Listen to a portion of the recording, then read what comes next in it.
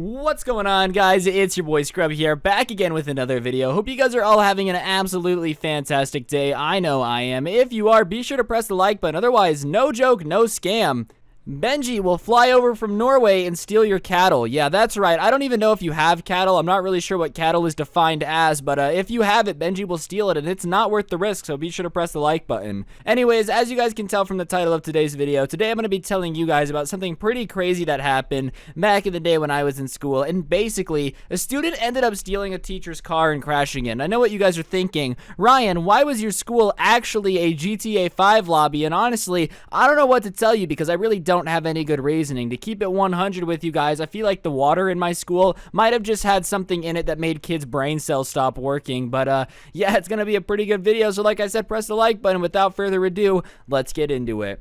Now, first things first, what you gotta know about my school is that we had two different parking lots. We had a student parking lot and a teacher parking lot, and teachers always parked in the back of the school. And they did this to prevent kids from, keying teachers' cars or, I don't know, partying on the roof of a Volkswagen. The typical stuff that goes on whenever you accidentally show up on a teacher's car.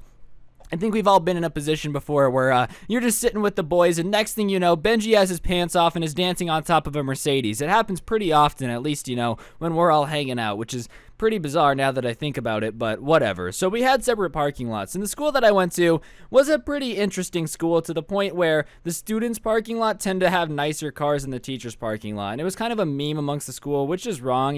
I know, I was a normal kid, okay? My car was not nicer than teachers' cars, but those kids definitely existed, and there was this group of kids who I'm gonna call La Douchiers, and they were just this group of insanely rich kids that parents basically let them get away with bloody murder, and they were convinced that they were actually the greatest thing to ever walk the earth. It was this group of 3 or 4 guys who played lacrosse. Yeah, you're thinking of the guys that I'm describing right now. Just a group of guys that definitely are going to join a frat and their parents are going to set them up for life, that group of kids. And for some reason, they thought that they were the most savage, epically funny people of all time, except they would constantly do things that just weren't really funny, they'd be like, we're going to be funny and get the lunch lady fired. And the lunch lady would be like, please, no, I have 6 kids that I have to feed with this job. And they'd be like, well, you should have thought about that before you messed with us and got pranked, Consuela. Go outside. They were just constantly doing things that weren't very funny in order to try to make themselves look cooler or be savage, and it started to get really old after a while. They definitely weren't the type of guys that I personally liked to hang out with. But regardless, they would do their pranks that went a little bit too far and were never really funny. And because their parents were pretty loaded, the school would never actually do anything about it. If they got a lunch lady fired, the school would be like, well, the lunch lady shouldn't have been a moron, Maybe if she wasn't so stupid, then she wouldn't have gotten fired, because for some reason our school worked like that. And regardless, this group of guys definitely, for some reason, always had to take it a level higher each time they pranked. Every time they would try to pull a prank or do something on the school, for some reason they had to get more and more extreme. It wasn't enough to get lunch ladies fired, or I don't know, color a whiteboard in orange peels, whatever it is they decided to do. They just keep having to make it more and more extreme, and it gets to a certain point after 4 years of high school with these kids constantly thinking that they're epic pranksters, where it's hard to get any further. It's really difficult to actually get further at a certain point.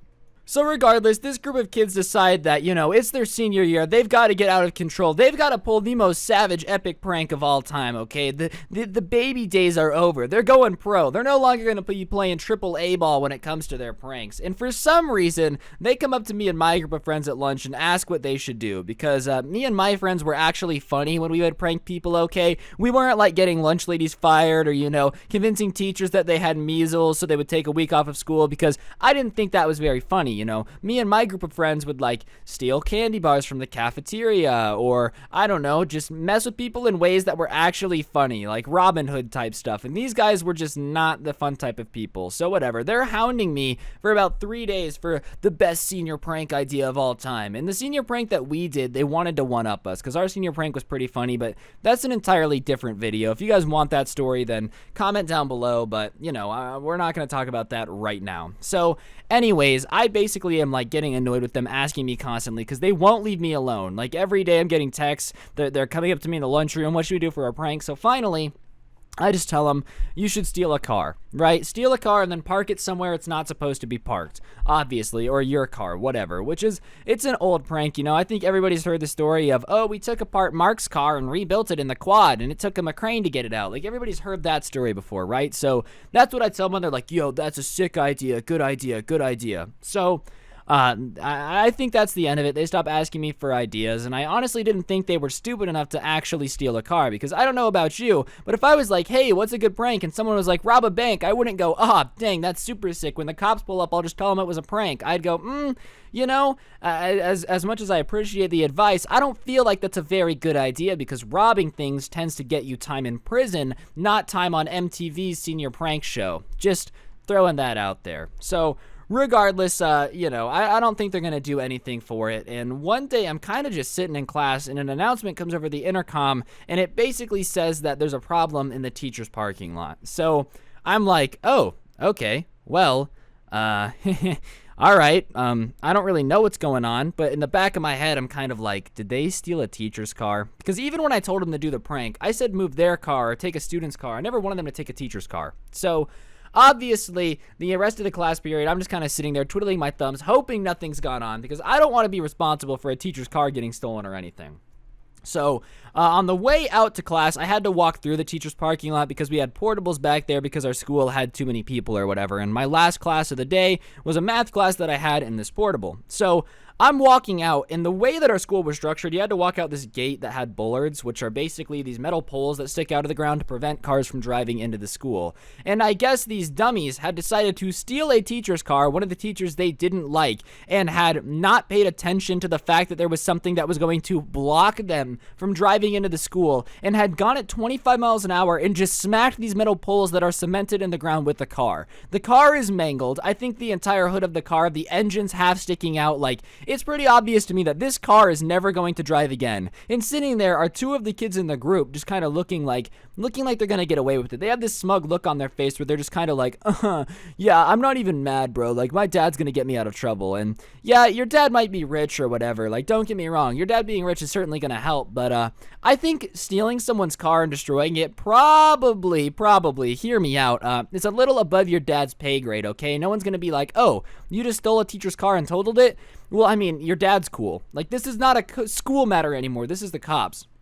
So I'm looking at it and I'm like, oh, that is really, really not good. And they look at me and like give me a heads up and a smile. And I'm like, yeah, I don't want to be involved in this. So if you could stop looking at me, I would really appreciate you just averting your gaze and no longer looking at me. Like, I don't want to be involved in this. I'm not trying to get in trouble for you guys stealing a teacher's car because that's way above my pay grade. That's not something I'm interested in. And I go to my math class and I think that's it. I'm like, yeah, there's no way I'm going to get involved. And of course, I'm sitting in my math class and in walks a student aide with a piece of paper in her hand, and it basically says, Ryan, to the dean's office. So the teacher tells me that I have to go to the dean's office, and immediately I'm starting to get a little nervous, okay? Because I know these kids get away with whatever they want, and if the dean thought there was maybe a way for him to pin it on somebody else, then he was gonna do it, because the dean didn't want to make this kid's parents mad, and I guess I was sort of, kind of not I didn't tell him to steal a car, okay? This is the dumbest thing I've ever heard. That's like somebody telling you, oh, you've got money issues, you should rob a bank, and then you go into the courtroom and you go, Your Honor, hear me out, okay?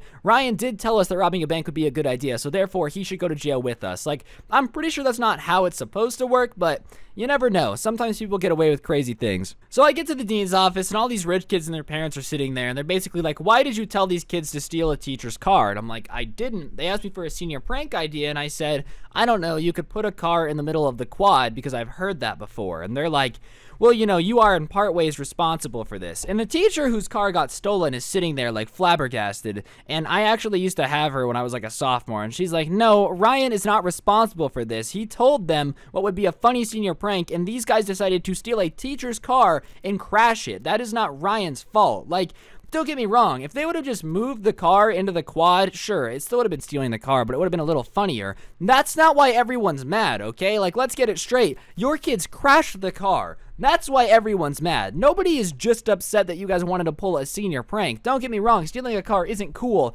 but I think the teacher could get over that fact if, she had a car to drive home with, but she doesn't anymore because you guys are morons. So the teacher has my back, and she's kind of like, if you guys are going to try to punish Ryan for this, I will be pressing charges. I don't think she wanted to press charges. I think she just wanted the car to get paid for, and that she wanted it to be the end of it, but she basically says, if you guys try to pin this on Ryan, then I will be pressing charges on your kids. And I think the parents kind of knew at that point that they weren't going to win that battle, okay? Like, call me crazy, but I really don't think you got a chance at taking the dub in the courtroom by saying, my son is a good kid. Like, maybe it's happened once or twice, but when there is video camera proof of your son stealing a teacher's car and crashing it, I highly doubt that's going to fly very well in the courtroom. So they decide, fine, they buy the teacher a new car, and the kids for the rest of the year have beef with me. They act like it's my fault they got in trouble. I guess they weren't allowed to walk at graduation, and somehow that was my fault, and like the moms told the kids that I ruined their baby's senior year, and I was like, okay, first of all, I can deal with soccer moms hating me. I'm not foreign to the fact. Second of all, I don't know you, so I don't know why you think I would care that you don't like me. Like some random soccer mom on the road, I don't like you. Cool, Rebecca, I don't know you. I don't know why you think I would possibly care at the fact that you don't like me, because I don't know who you are, but you can not like me. That's fine. I can sleep just fine at night with this soccer mom not liking me. But the kids had beef with me for the year. But thankfully, after stealing a car, they kind of knew they couldn't get away with much anymore, so they left me alone for a majority of it. Like, they really didn't mess with me much. But yeah, the teacher was actually pretty chill about it. I would have pressed charges. I don't know how you stayed calm. If I found a bunch of kids that had like stolen my car and crashed it, they would definitely be going to jail. I would be doing basically everything in my power to make sure that these kids were getting the fullest punishment of the law. But apparently some people are better people than me and don't want a bunch of children sitting in prison. So good on her for being an educator. Regardless though, guys, moral of the story is don't steal your teacher's car. I know I shouldn't have to explain that, but I feel like it's something that I sadly have to explain these days. And yeah, if you ever do something dumb enough to like crashing somebody else's car, do the entire world a favor and don't try to blame it on somebody that had nothing to do with it, because trust me, it will backfire. Like, could you imagine the cosmic amount of karma that those kids would have gotten if they would have gotten away with blaming it on me? Like, nothing in life would have gone right for them, because karma would have come out of nowhere and RKO'd those kids straight into a McDonald's job, all right? Like, it would have happened. But on that note, guys, that's going to do it for the video. Hopefully you enjoyed. If you did, I would greatly appreciate you guys pressing the like button. I really enjoy getting, getting likes, because it's really fun. I really like likes. So if you could take a second to press the like button, I would greatly appreciate it. If you're new, I upload story times like this every single day. So if you like that, then subscribe and turn on notifications. And speaking of notifications, today's notification shout out goes to a little somebody named Only Gerge. I don't know if that's supposed to be George, but if it is, you spelt your name wrong, bro. Yeah, if you want a notification shout out, just send me a screenshot of you with notifications onto my Instagram at Scrubby, which you should follow, by the way, and I'll shout you out. If you've made it this far into the video, comment potato down below just so I can see if you guys are actually savage enough to be on my Snapchat story for absolute savagery. But on that note, that's going to do it for the video. Have an incredible day. Don't get anyone pregnant. If you do, make sure you're hot, and hopefully I'll see you guys next time with another video. I'm out. Peace.